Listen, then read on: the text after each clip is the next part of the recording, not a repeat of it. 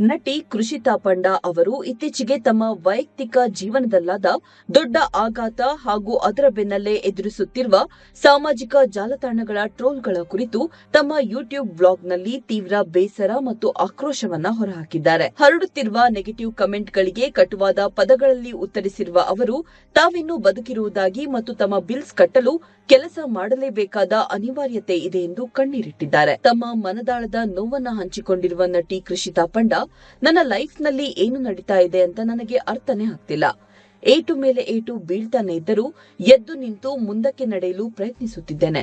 ಬೇರೆ ಆಪ್ಷನ್ ಇಲ್ಲ. ಮೊದಲನೇ ಬಾರಿ ಹೆಣ್ಣಾಗಿ ಹುಟ್ಟಿರೋದು ಶಾಪ ಅಂತ ಅನಿಸ್ತಿದೆ. ಯಾರಾದರೂ ಹೇಗಿದ್ದೀರಾ ಎಂದು ಕೇಳಿದ್ರೆ ನಾನು ಬ್ಲಾಂಕ್ ಆಗ್ತಿದ್ದೇನೆ. ಆ ಒಂದು ಪ್ರಶ್ನೆಗೆ ನನ್ನ ಬಳಿ ಉತ್ತರವೇ ಇಲ್ಲ ಎಂದು ಭಾವುಕರಾಗಿದ್ದಾರೆ.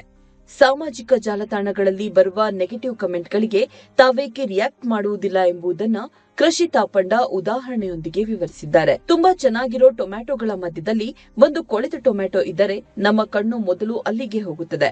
ಆ ಒಂದು ಕೊಳೆತ ಟೊಮ್ಯಾಟೊದಿಂದ ಇಡೀ ಬುಟ್ಟಿ ಹಾಳಾಗಬಾರದು ಎಂದು ಅದನ್ನ ಮೊದಲು ಬಿಸಾಡುತ್ತೇವೆ. ನಾನು ಕೂಡ ನೆಗೆಟಿವ್ ಕಮೆಂಟ್ ಮಾಡುವವರನ್ನ ನೋಡಿ ಬ್ಲಾಕ್ ಹಾಗೂ ರಿಮೂವ್ ಮಾಡುತ್ತೇನೆ ಎಂದಿದ್ದಾರೆ. ಇತ್ತೀಚೆಗೆ ಸೋಷಿಯಲ್ ಮೀಡಿಯಾದಲ್ಲಿ ತಾವು ಜಾಹೀರಾತು ಮತ್ತು ಪ್ರಮೋಷನಲ್ ವಿಡಿಯೋ ಹಂಚಿಕೊಂಡಾಗ ಬಂದ ಕಮೆಂಟ್ಗಳಿಗೆ ಕೃಷಿ ತೀವ್ರ ಆಕ್ರೋಶವನ್ನು ವ್ಯಕ್ತಪಡಿಸಿದ್ದಾರೆ. ನಾನು ತುಂಬಾ ಇಷ್ಟಪಟ್ಟು ಕಟ್ಟಿದ್ದ ಮನೆಯಲ್ಲಿ ಈಗ ನಾನಿಲ್ಲ, ಇರಲು ಸಾಧ್ಯವೂ ಇಲ್ಲ. ಆದರೆ ಆ ಮನೆಯ ಬಾಡಿಗೆಯನ್ನ ನಾನು ಇನ್ನು ಕಟ್ಟುತ್ತಲೇ ಇದ್ದೀನಿ. ನನ್ನ ಬಿಲ್ಸ್, ನನ್ನ ಇಎಂಐಗಳನ್ನ ನಾನು ತೀರಿಸಲೇಬೇಕು. ಕೆಲಸದ ವಿಡಿಯೋ ಹಾಕಿದ್ದಕ್ಕೆ ನಾಚಿಕೆ ಆಗಲ್ವಾ ಎಂದು ಕೇಳಿದವರಿಗೆ ನೀವೇನಾದರೂ ಬಂದು ನನ್ನ ಬಾಡಿಗೆ ಕಟ್ಟುತ್ತಿದ್ದೀರಾ ಎಂದು ಪ್ರಶ್ನಿಸಲು ಬಯಸುತ್ತೇನೆ. ಕೆಟ್ಟದಾಗಿ ಮಾತನಾಡುವವರು ಯಾರು ನನ್ನ ಮೆಡಿಕಲ್ ಬಿಲ್ಗಳನ್ನ ಕಟ್ಟೋದಿಲ್ಲ ಎಂದು ಕೃಷಿತಾ ಪಂಡಾ ನೇರವಾಗಿ ಹೇಳಿದ್ದಾರೆ. ತಮ್ಮ ಸೌಮ್ಯ ಸ್ವಭಾವವನ್ನೇ ಬಂಡವಾಳ ಮಾಡಿಕೊಳ್ಳುವವರ ವಿರುದ್ಧ ಕಿಡಿಕಾರಿದ ಕೃಷಿತಾ ಪಂಡಾ ಅವರು ಒಬ್ಬರು ಸೈಲೆಂಟ್ ಆಗಿದ್ದಾರೆ ಅಂತ ಅವರನ್ನೇ ಚುಚ್ಚಿ ಮಾತನಾಡುತ್ತಾ ಅವರೇ ಎಲ್ಲದಕ್ಕೂ ಕಾರಣ ಎನ್ನುವಂತೆ ಬಿಂಬಿಸಿ ಕುಗ್ಗಿಸುವುದು ತುಂಬಾನೇ ಕಷ್ಟ ಕೊಡುತ್ತದೆ. ನಿಮ್ಮೆಲ್ಲರಿಗೂ ಅದು ಕೇವಲ ಒಂದು ಘಟನೆ ಇರಬಹುದು, ಆದರೆ ನನಗೆ ಅದು ತುಂಬಲಾರದ ನಷ್ಟ.